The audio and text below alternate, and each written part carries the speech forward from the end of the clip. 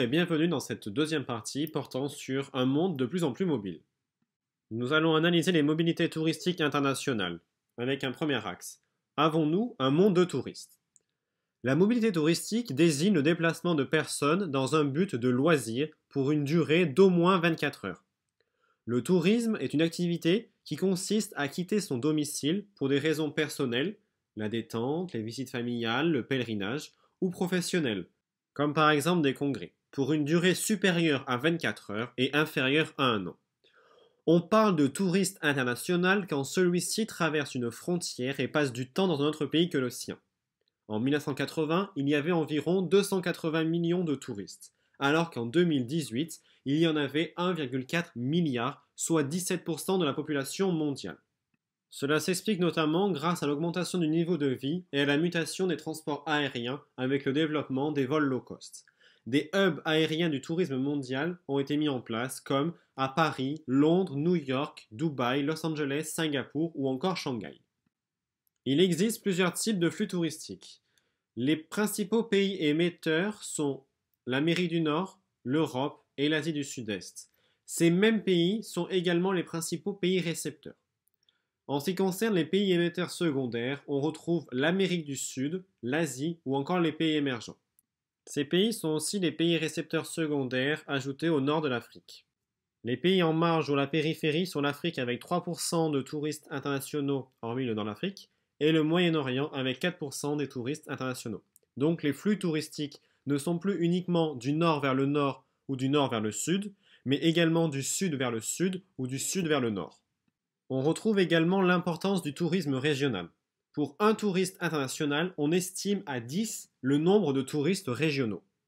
Voyons que les destinations et acteurs du tourisme sont multiples. Nous retrouvons par exemple les 3 principaux bassins touristiques mondiaux, aussi appelés les 3 lacs de vacances mondiaux selon le géographe Georges Cazès. On retrouve le bassin euro-méditerranéen avec 500 millions de touristes mondiaux, soit la moitié des touristes internationaux.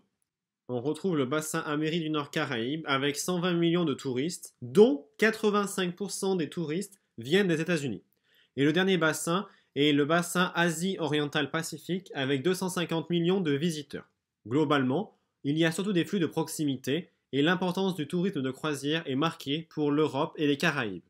Le tourisme de croisière s'est développé ces dernières années. Par exemple, en 2018, il y avait 27,2 millions de croisiéristes dans le monde. La France reste le premier pays touristique mondial et Paris est la première ville touristique mondiale. En 2018, en seconde position, on retrouvait l'Espagne, suivie des États-Unis. La Chine arrive en 4e position et elle a fortement progressé car elle est passée de la 18e à la 4e place en peu de temps. Désormais, les îles tropicales sont accessibles grâce aux aéroports militaires qui ont été reconvertis après la Seconde Guerre mondiale en aéroports civils. Il existe de nombreuses entreprises du tourisme, dont Thomas Cook est la plus ancienne, une entreprise britannique créée au XIXe siècle, mais qui connaît une crise. On retrouve également TUI, qui est le premier voyagiste français. Des groupes chinois rachètent des groupes européens, comme le Club méditerranéen, le fameux Club Med, qui est désormais propriété du groupe chinois Fosun. Mais ces entreprises du tourisme connaissent une concurrence accrue sur les sites internet, comme par exemple avec Expedia ou encore les fameux Airbnb. Il est légitime de se demander pourquoi on voyage. Plusieurs réponses peuvent être apportées. Tout d'abord, on retrouve le motif récréatif, notamment par exemple se rendre dans des parcs à thème, aller en vacances à la mer ou à la montagne. Il y a également le motif culturel, avec la visite de musées, la visite de monuments.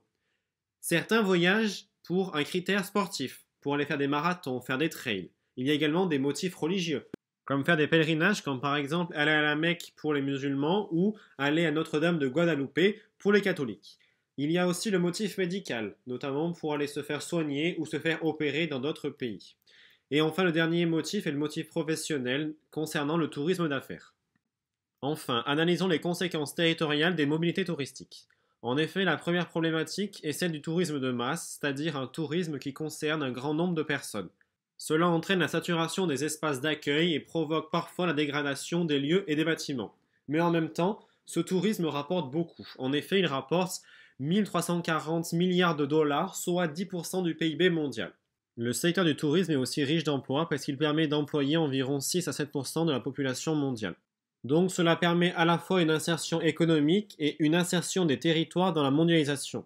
Pour le tourisme sont réalisés des aménagements de grande envergure comme la construction d'aéroports, de ports, d'infrastructures de communication ou encore de chaînes hôtelières et de complexes de loisirs.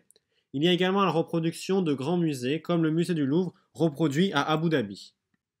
Mais il faut noter aussi que certains États sont dépendants trop fortement du tourisme. Par exemple, les Bahamas en dépendent à 40% et les Maldives dépendent jusqu'à 80% du secteur touristique. Il y a quelques territoires qui sont aussi marqués par la saturation touristique, donc ce sont des territoires vulnérables. Par exemple, à Venise, il y a un trop-plein de touristes. Chaque jour, des dizaines de bateaux de croisière affluent. Pour contester cela, certains Vénitiens ont plongé dans la lagune en combinaison pour stopper les navires de croisière car ces derniers, en passant, provoquent des vagues, entraînant alors une dégradation environnementale, mais également mettent en péril la ville. L'arrivée des immeubles flottants provoque également une dégradation paysagère et comme ils amènent beaucoup de gens dans des rues déjà bondées, les Vénitiens ont protesté. À cause d'un trop-plein de touristes et parfois d'un manque de respect de ces derniers, il est possible de constater l'émergence d'une tourismophobie. À Berlin, dans certaines rues, il était possible de lire sur des affiches « Les touristes, on n'en peut plus, les migrants sont les bienvenus ». Cela résulte d'un ras-le-bol général. Cela s'explique notamment car l'arrivée des touristes a provoqué une augmentation des loyers car les habitants préfèrent louer leur logement en Airbnb car cela leur rapporte plus plutôt que de les louer à de simples résidents habituels. Malgré tous ces points négatifs soulevés, il ne faut pas oublier que certains territoires allient tourisme et développement durable. C'est le cas par exemple au Costa Rica, qui accueille chaque année 2,5 millions de touristes, et c'est d'ailleurs la première destination mondiale d'Amérique centrale. Merci d'avoir regardé cette vidéo, et à très bientôt.